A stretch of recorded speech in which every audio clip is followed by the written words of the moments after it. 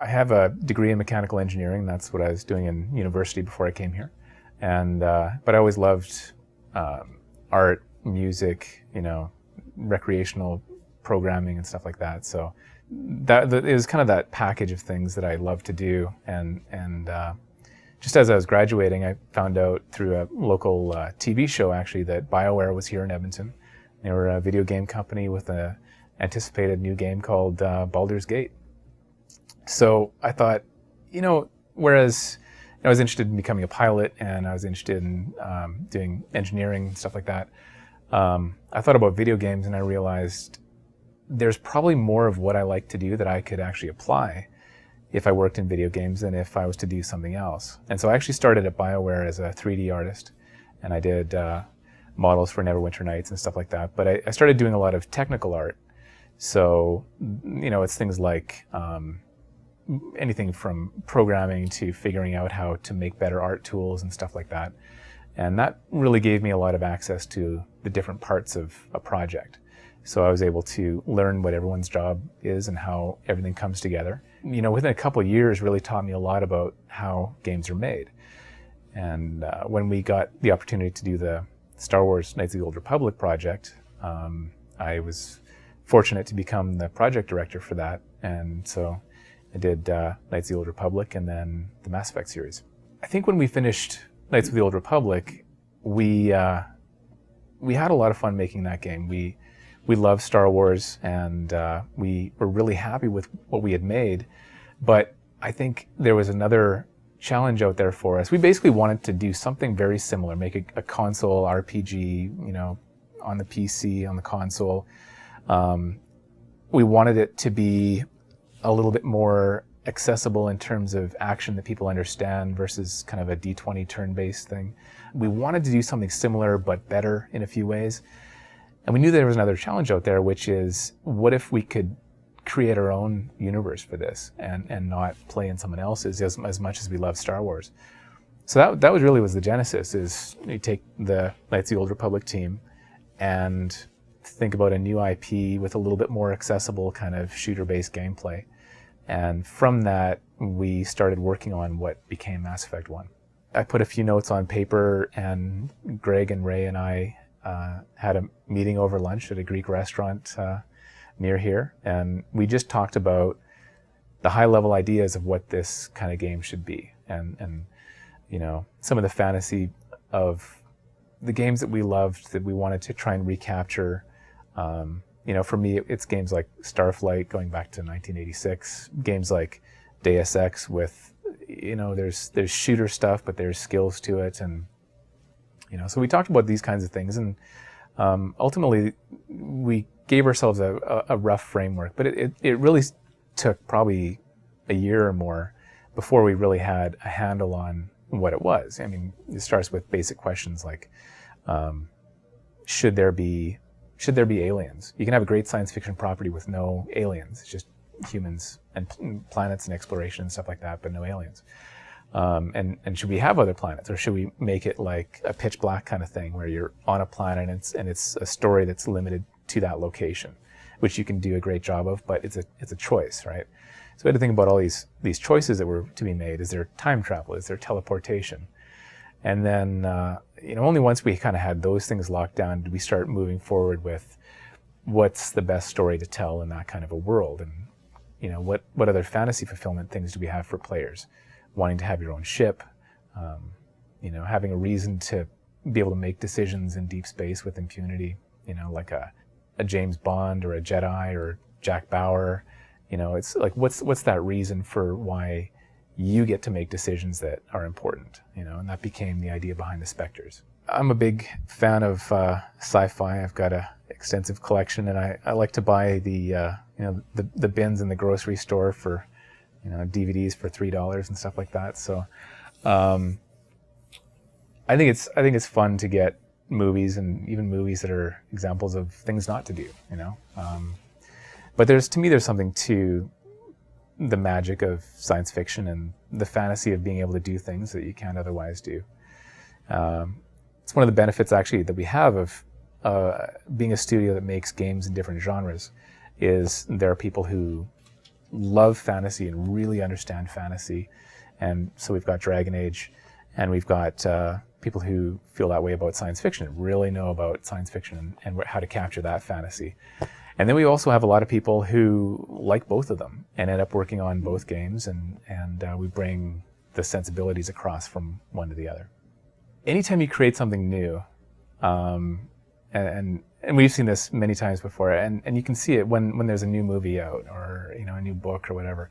Anytime there's something new, obviously the less you know about it, the easier it is to say that it's exactly like this or it's exactly like that. And ultimately, though, I think the people who really understand what Mass Effect is, they can see that there's originality in there, and it's got an integrity to itself. It's not based on or meant to try and recapture something else. However, I think what you can and should do is understand, and it's not just within science fiction, it's just entertainment. When you look at, for example, one of my favorite movies is Gladiator. And there's an amazing structural thing that happens in Gladiator around the value system they set up and what victory means for the hero in that movie, which is ultimately for him, and in the values they set up for him, and understanding the afterlife and wanting to get there. For him, victory is being able to die and be with his family. And understanding these kinds of things from all through entertainment, and being able to break them down into their principles and then build those principles back up into something fresh. That's what we try to do.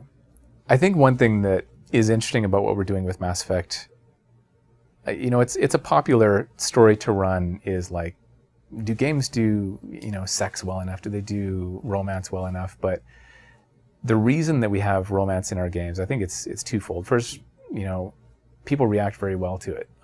If you dabble in it to kind of play with it and then criticize it, if you're not emotionally invested in it, then when you see or do certain things, then you'll be critical. But for people who pursue these things, and they are relationships that you pursue, you have to pursue them to get them to happen.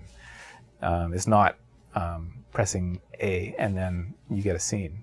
For the people who are actually thinking about the relationships and thinking about which characters they like and progressing these relationships in the game, I think we've had tremendous feedback from it.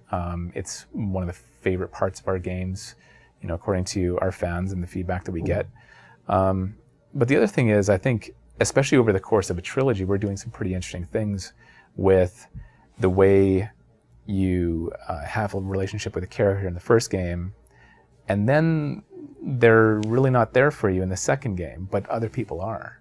And then, when you come back to the third game, they're there again. And have you had a different relationship with other characters?